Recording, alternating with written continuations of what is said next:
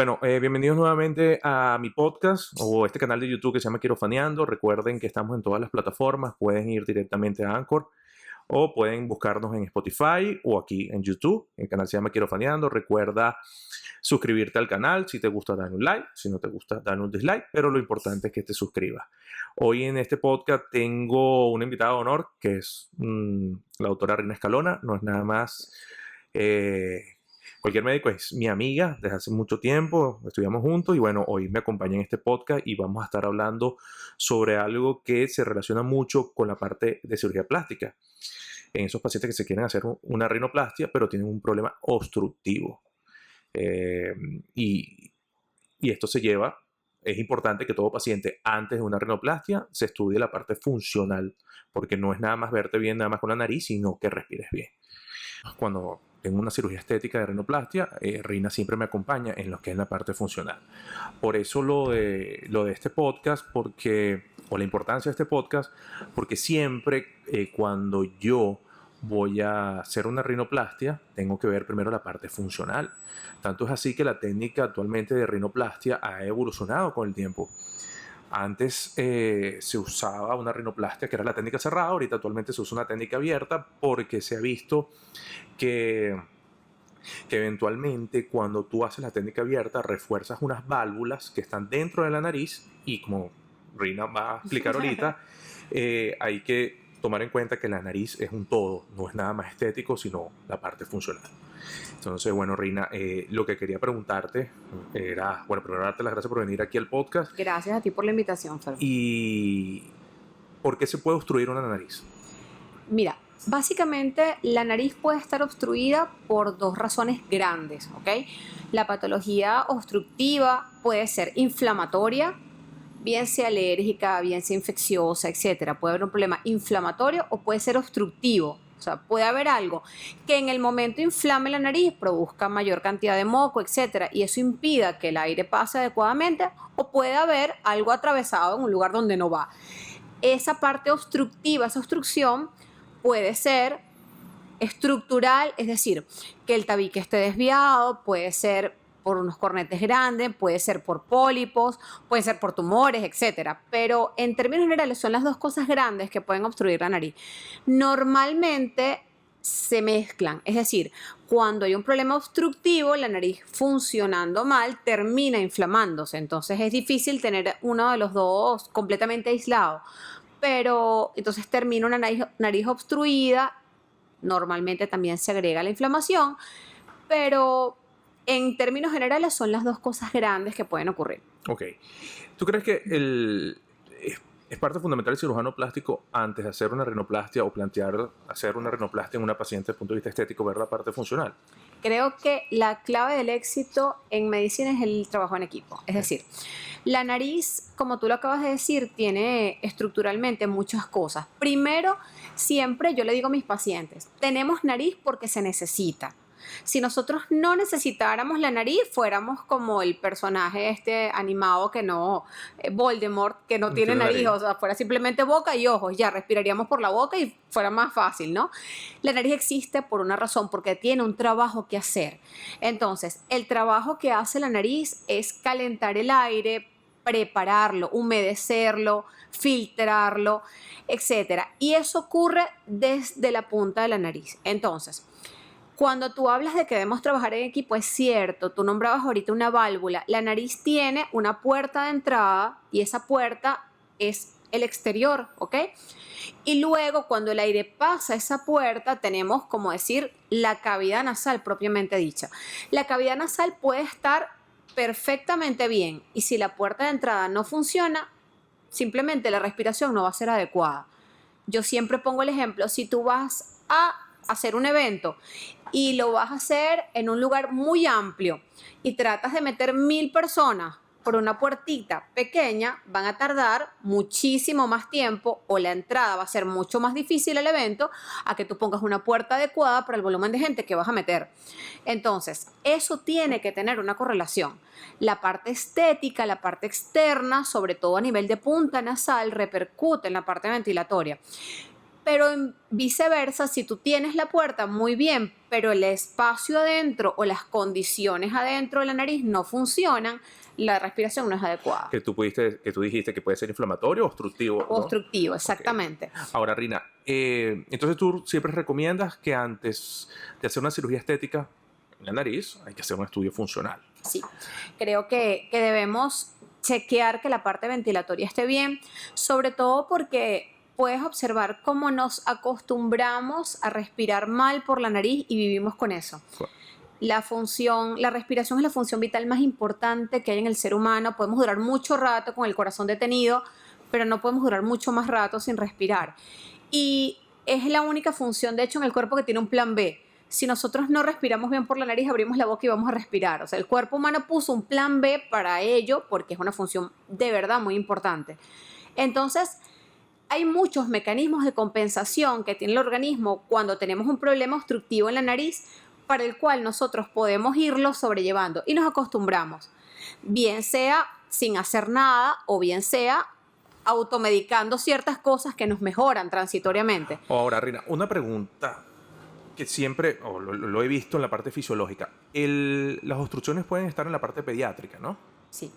Y esas obstrucciones pueden llevar a una, no quiero decir a una nariz desviada ni una nariz fea. ¿Puede condicionar la forma de tu nariz esa obstrucción cuando eres niño? Puede condicionar la forma de tu cara. Es decir, un bebé que no respira bien no crece, todo el macizo facial crece en forma diferente al que estaba programado genéticamente. Es decir, cuando un bebé, hablamos un bebé, puede ser un niño de la primera infancia, ¿ok? No respira bien por la nariz, respira por la boca, ronca en las noches, etc. Es decir, no tiene una respiración nasal adecuada. Ellos tienden a respirar por la boca. Hay que respirar por alguna manera, ¿ok? Y al abrir la boca, toda la fisonomía facial va cambiando. El paladar se hace mucho más alto, los dienticos de adelante tienden a protruirse, a volarse, que es lo que dice la gente. La mandíbula se hace mucho más corta. Son bebés que son ojerosos, o sea, el tercio medio de la cara no se desarrolla adecuadamente. Entonces de hecho, está descrito en medicina, es la cara de los bebés que tienen adenoides grandes o problemas nasales. Y no va en relación a lo que iba a ser su desarrollo facial. El tema es que cuando eso ocurre en un niño y nosotros lo dejamos crecer sin respirar bien, de ese desarrollo inadecuado o insuficiente de la cara, después sí ya no es reversible. Porque precisamente ya una vez que los tejidos crecen, que su cara se forma, devolverse el crecimiento normal ya no debe pasar. O sea, que tú recomiendas entonces que todo niño debe ir a una consulta a un otorrino. Creo que debemos estar alertas cómo respiran. No, normalmente con su control, la mayor parte de los pediatras están bien alertas con esto. Cuando nosotros tenemos que estar pendientes, bueno, si un bebé lo ven respirando solo por boca, si ronca en las noches, si ven que tiene dificultad para respirar, a veces los más grandecitos los ves que se cansan más que los amiguitos. Muchas mamás vienen y te dicen, no, es que yo lo tengo en fútbol, o él está jugando con el hermanito, con el amiguito, y lo ves que se para, que se cansa, y normalmente un bebé pues rinde más o menos a la par de los amiguitos de su edad. Entonces, estar pendiente de esos signos. Pero normalmente la mamá, si el pediatra no lo ha dicho, la mamá que tiene un bebé que no está respirando bien, lo nota por este tipo de signos. Ok, entonces puede ayudar también a que la nariz se forme si tú estás diciendo que puede existir una malformación a nivel facial, condiciona también el aspecto de la nariz, ¿no? Sí, completamente, ¿Entiendes? puede condicionarlo. Ahora, cuando hay una obstrucción, Rina, el paciente ronca. Puede roncar. Normalmente el ronquido puede estar acompañado desde el inicio o puede llegar como consecuencia del problema nasal. Porque si tú estás respirando mal por tu nariz y estás respirando es por boca, ya el hecho de que el aire esté pasando con todas las consecuencias de estarte tragando un aire seco, sucio, frío, etc. Además de eso, estamos resecando los tejidos de la garganta y el paladar está constantemente como moviéndose, o sea, como una cortina, y eso termina cediendo. Normalmente el que tiene un problema nasal, si no roncaba de inicio junto al problema nasal, termina roncando luego. Y está en relación a muchos otros factores. Sí, como ¿no? el peso, el tamaño de las amígdalas, el grosor y el tamaño del cuello, las personas de cuellito corto, etcétera. Hay muchos otros factores que influyen. Pero una obstrucción puede originar. Una obstrucción lo puede condicionar, sí, señor. Ahora, Rina, el paciente que tiene una obstrucción a nivel inflamatorio, tú, no sé, creo que usted hace un tratamiento médico o es tratamiento quirúrgico. Porque el obstructivo me imagino que es tratamiento quirúrgico. Sí, el obstructivo es tratamiento quirúrgico. Pero ¿y cuando es inflamatorio? Depende. Rina, que estábamos hablando de la parte de cuando se obstruye una nariz. Si el paciente tiene una obstrucción desde el punto de vista inflamatorio, ¿es quirúrgico o es un tratamiento médico? No siempre es quirúrgico. Una de las cosas que a mí me enamora de otorrino es esa. Yo no todo lo resuelvo en un quirófano y no todo se resuelve en un consultorio. Es decir, hay casos, por ejemplo, nosotros tenemos pacientes que son simplemente muy alérgicos.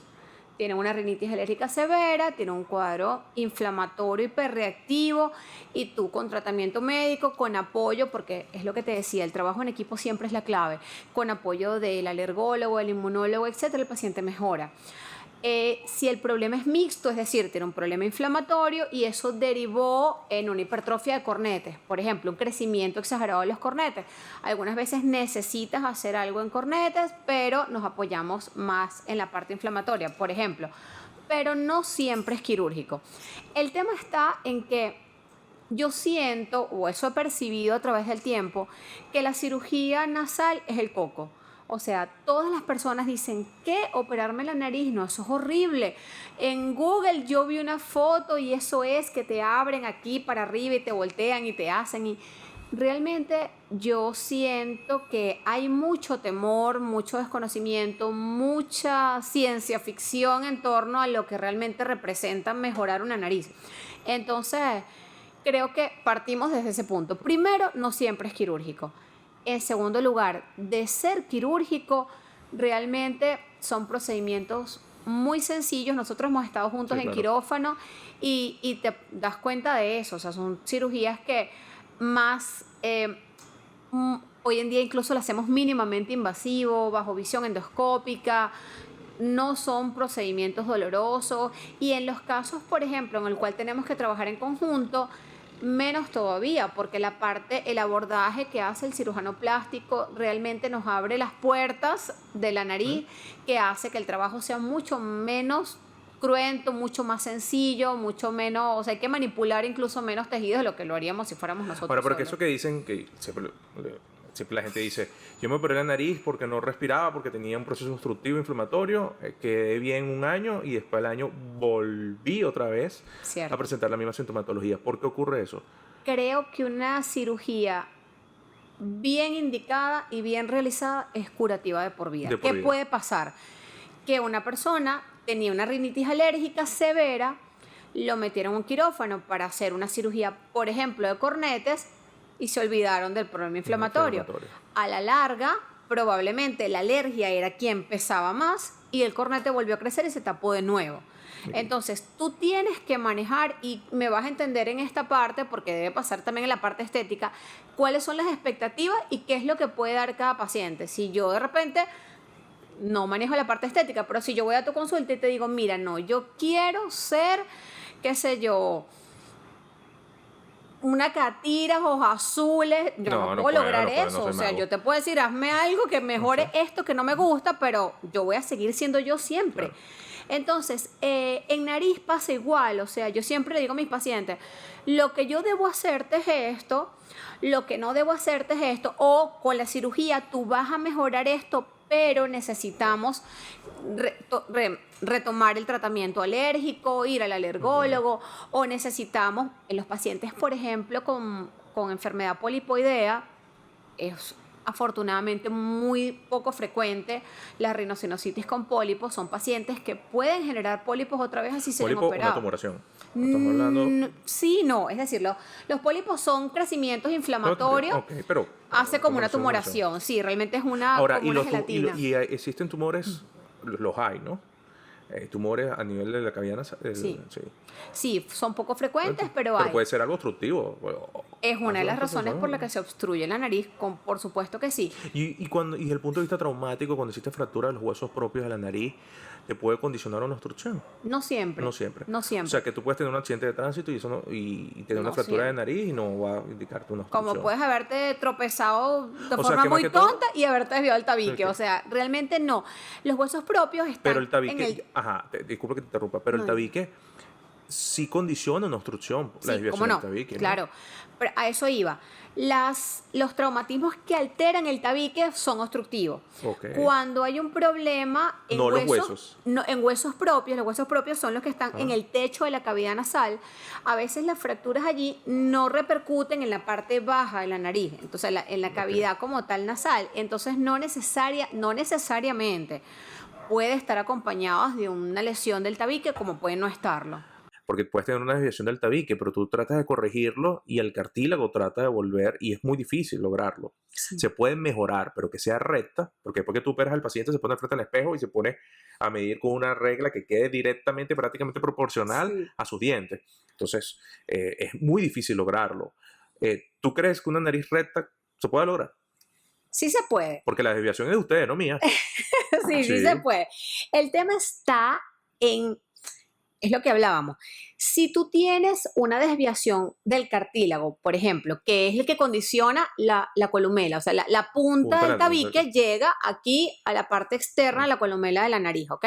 Si el tabique está desviado adentro, el cartílago no es más que una lámina, ¿ok? Ese cartílago desviado normalmente, como tú dices, tiene memoria. Hay muchas técnicas que nosotros podemos utilizar para tratar de mantenerlo en su lugar, pero hay que evaluar precisamente a lo que estábamos conversando. ¿Qué está pasando detrás? Esa lámina se ancla abajo en un riel de hueso, esa lámina se ancla a una lámina de hueso detrás, se ancla a un hueso arriba.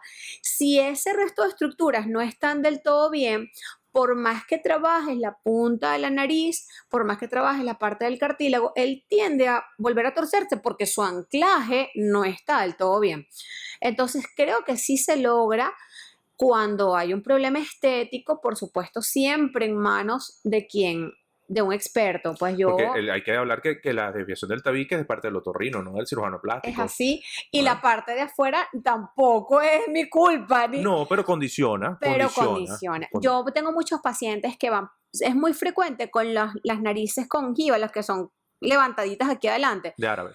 Es muy frecuente que los pacientes cuando tienen un problema obstructivo nasal vienen y me dicen, doctora, ¿y esto se me va a quitar? Y le digo, no, tú vas a respirar perfecto, pero necesitamos que primero un cirujano plástico levante la punta, porque si la punta está caída, está cerrada la puerta de la nariz, o sea, la puerta está viendo hacia abajo. Y necesitamos y el cirujano plástico se encargará de alinear la parte superior. Entonces, precisamente es el engranaje, es lograr de que todo funcione bien y que se vea bien, pero sobre todo que se logre una respiración adecuada. Reina, después ponte tú que va un paciente a mi consulta, no tiene ningún tipo de obstrucción, ni tanto inflamatoria ni obstructiva, y después que yo lo opero, viene y el paciente presenta una obstrucción, o no respira bien, o ronca. ¿Qué pudo haber pasado desde el punto de vista funcional que hice mal, pues? O que hizo el cirujano plástico mal, pues. Claro. Porque muchos pacientes, yo creo que es muy raro ver, ¿no? Un paciente que te diga, doctor, primero quiero ir a un otorrino antes que usted me opere la nariz. Es muy raro. Es muy raro. Es muy raro. Es lo que te digo, normalmente la respiración... El que respira mal está acostumbrado a respirar mal, lamentablemente le hacemos poco caso a eso. Pero si el paciente respira bien y después yo lo opero, o lo opera cualquier cirujano plástico y empieza a respirar mal, ¿por qué?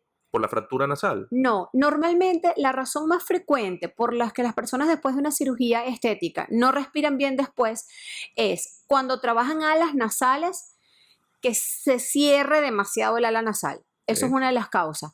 En segundo lugar, algunos cirujanos plásticos no toman muy en cuenta el manejo de la válvula nasal que tú nombraste al principio. Yo siempre la tomo en cuenta porque es parte fundamental. Es que eso es realmente la puerta real de entrada a la parte ventilatoria, sí. Cuando un cirujano plástico que no tenga un Disculpa, manejo... te interrumpa. La válvula no es en verdad una válvula, es las estructuras de los cartílagos que están en la punta que forman, o esa configuración de los cartílagos es una válvula. Sí, Pues. es un ángulo que se hace. Exacto. Está el tabique en el medio, si nosotros tenemos la nariz, está el tabique en el medio, y de los lados, arriba es huesito. So- Y las personas siempre, yo en mis consultas me siento con los pacientes y les explico así: si tú te tocas debajo del huesito, empieza a ver algo más blando. Ese algo más blando igual es una capa de cartílago. Si tú tienes tabique aquí y el cartílago al lado, ese ángulo que se forma tiene que tener una medida. Si está muy cerrado, el aire no logra pasar. Y si está muy abierto, pues el aire pasa en mayor cuantía. Entonces, en verdad no sería una... O sea, fisiológicamente se puede decir que es una válvula, pero para que lo puedan entender, es como la configuración o la unión de los cartílagos propios de tu nariz que condicionan a que el aire pase por ahí de forma exacto. correcta. Es una puerta. Es una puerta. Esa puerta tiene que tener una medida. Y bueno, fíjate que antes, cuando a mí me enseñaron a hacer rinoplastia, nosotros quitábamos mucho cartílago. Claro. Ahorita la escuela nueva lo que hace es tratar de preservar el cartílago. O sea, si quitas poco. Claro, se necesita. Y si si se quita, tiene que quitarse de hasta cierto punto para que eso funcione bien. Yo prefiero quitar menos que más cartílago. Por supuesto. Entonces, fíjate que tú mismo lo acabas de decir: cuando un cirujano plástico no tiene presente esa estructura, que es algo de verdad muy sutil, si tú no tienes presente eso y se quita más cartílago, si se manipulan, a veces se hacen heridas o algo en esa zona y luego se cicatriza demasiado. De hecho, ustedes normalmente hacen heridas por delante de esa zona, claro, o por detrás de esa zona, pero no en la zona para que eso no cierre. Y también no es fácil.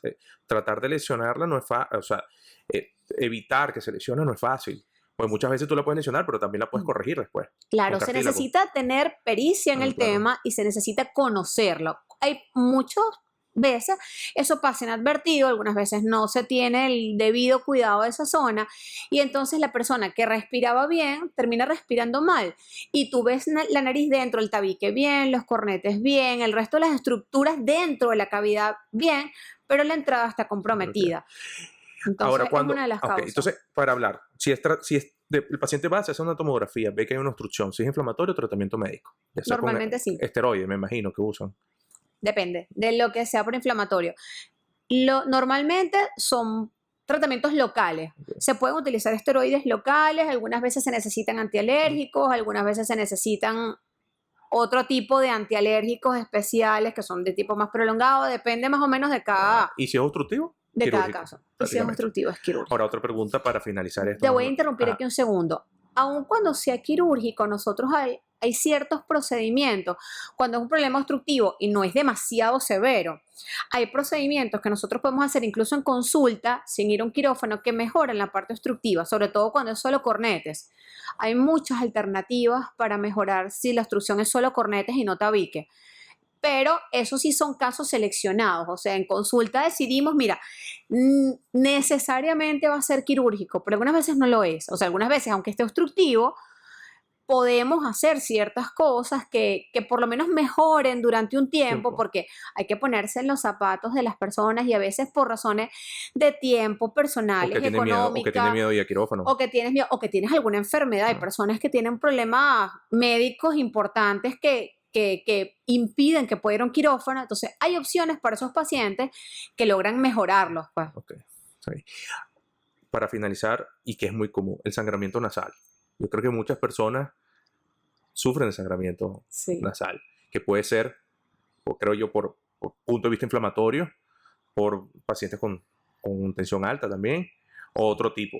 En este caso, el paciente debe asustarse si tiene un sangramiento nasal. El paciente debe ocuparse, es decir, no debe pasar desapercibido un sangramiento nasal. No asustarse, normalmente los sangramientos nasales son autolimitados, o sea, se logran controlar con medidas muy sencillas. Casualmente, nosotros ahorita en la página de Instagram estábamos publicando al respecto porque por alguna razón estaba siendo bien frecuente. Recientemente personas preguntándome de esto, porque desde niños hasta ancianos, pues ocurre.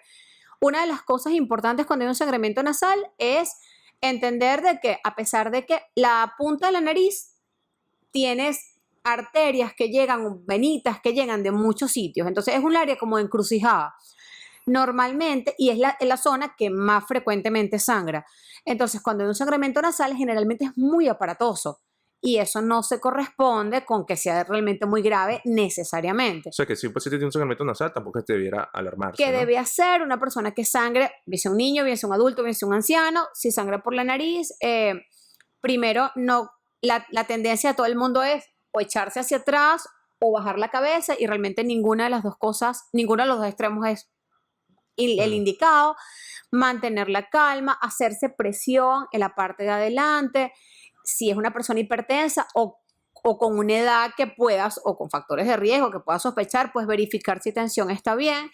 Y una vez controlado, creo que sí deben acudir al otorrino para verificar, porque una persona puede sangrar porque simplemente se lastimó, porque estaba un poquito inflamada en la nariz, porque tiene una mancha vascular, o sea, un vasito, una venita muy superficial, pero una persona puede tener una lesión, puede tener un tumor, Claro. puede tener muchas otras cosas. Entonces, no desestimar, no decir, Pero eso no fue nada. sí, pero tampoco para que el paciente se alarme. No, ¿ok? lo que tenemos que hacer es en el momento mantener la calma, hacer un poquito de presión, colocar hielito en la frente y simplemente cuando eso pase, ir luego al chequeo de rutina, sin más nada. Para finalizar, que es algo importante, cuando el paciente no se ve la secreción nasal o no se ve la hemorragia, es decir, que va directamente a la garganta, para que lo puedas entender. Ajá. Creo que ya ahí sí es más grave la cosa, ¿no? Sí y no, es decir, puede sin que sea más grave. Si tú estás sangrando por la nariz, aunque sea poco, y te echas para atrás, todo va a caer hacia la garganta igual. ¿Qué pasa? Normalmente los sangramientos que son, o cuando hay mucha cantidad de lo que sea, de líquido, de moco, de sangre, de lo que sea en la nariz, si es demasiada la cantidad, pues también pasa hacia garganta. Claro. No necesariamente es más grave. Las personas que sangran por tensión alta frecuentemente sangran en la parte más posterior de la nariz, o sea, más hacia atrás. Entonces se va más frecuente hacia la garganta, o más rápido hacia la garganta, que lo que sale hacia la parte de adelante. Pero no quiere decir que sea más grave. Si el paciente tiene un sangramiento nasal, lo que tiene que hacer, disculpa que te interrumpa el tratamiento, colocarse un tapón, ¿no? No, Y con hacer presión, con un algodoncito, se puede colocar un algodoncito, pero superficial, pues no hasta adentro. Claro, por supuesto. Es que el paciente no creo que tampoco se lo ponga hasta adentro. Mira, créeme que con la desesperación he visto muchísimas cosas, pero no, puedes colocar un algodoncito o una gasita adelante, hacer presión en la nariz, incluso le pueden poner un poquito de agua oxigenada, mantener una posición recta, ni completamente acostado, ni completamente hacia adelante, y hielo enfrente. Eso normalmente mejora. Si tiene la tensión alta, normalmente hasta que no baja la tensión, claro, va a seguir sangrando. Claro, qué bien. Y hay pacientes que, bueno, si tienen la tensión alta, sí tienen que acudir, porque a lo mejor sí hay que colocar algún taponcito o algo. Bueno, Rina, para terminar esto, bueno, lo importante de este tema desde el punto de vista obstructivo nasal, y se relaciona mucho con la cirugía plástica, es que el paciente, antes de querer realizarse una rinoplastia, ya sea abierta o cerrada, depende de tu cirujano, debe hacerse un examen para ver la parte funcional de la nariz, porque puede tener que tenga un proceso obstructivo que sea inflamatorio o quirúrgico. Y si existe este tipo de problema obstructivo, juro, el cirujano plástico tiene que actuar desde el punto de vista quirúrgico con el otorrino. ¿Ok? Porque no es nada más la parte estética, también la parte funcional es importante. Rina, porfa, danos tu Instagram y tus plataformas para colocarte y que la gente te pueda seguir. Sí, nosotros estamos en Instagram como @otorrinas, con S al final y doble R. @otorrinas. Ajá. ¿Página web? No tenemos en este momento página web, estamos manejando todo. En la página del Instagram están los contactos directos para poder acceder a información con nosotros, a las consultas, cualquier pregunta. De verdad que estamos abiertos completamente a cualquier tipo de interacción que el paciente requiera. Hemos tenido pacientes que no tienen nada que ver con otorrino, pero de repente nos hemos podido orientar. Claro, y también la parte, me imagino que ahorita con lo de la pandemia estás haciendo consulta online también, ¿no? Sí, estamos haciendo consultas online y bueno, estamos poco a poco tratando de retomar nuestras consultas presenciales, porque a pesar de que estamos tomando todas las medidas pertinentes al caso, pues la consulta presencial en muchos casos no sustituyen el caso nuestro, que tenemos que evaluar la parte interna, la parte online, pero sí, estamos a la orden por cualquiera de las dos.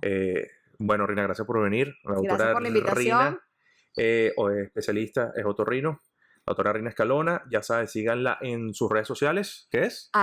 @otorrinas. Ok, ella va a estar ahí, cualquier cosa, si necesitan una consulta online. Y bueno, gracias por escuchar este podcast. Recuerden que estamos en todas las plataformas, en Anchor, o estamos en Spotify, o en iTunes, o en este canal que se llama Quiero Faleando. Así que bueno, espero, ya sabes, si te gusta, dale un like, si no te gusta, dale un dislike, pero lo importante es que te suscribas al canal. ¿Ya tú te suscribiste? Sí, por supuesto. Ok, bueno, ya sabes. Bueno, saludos y nos estamos viendo. Chao.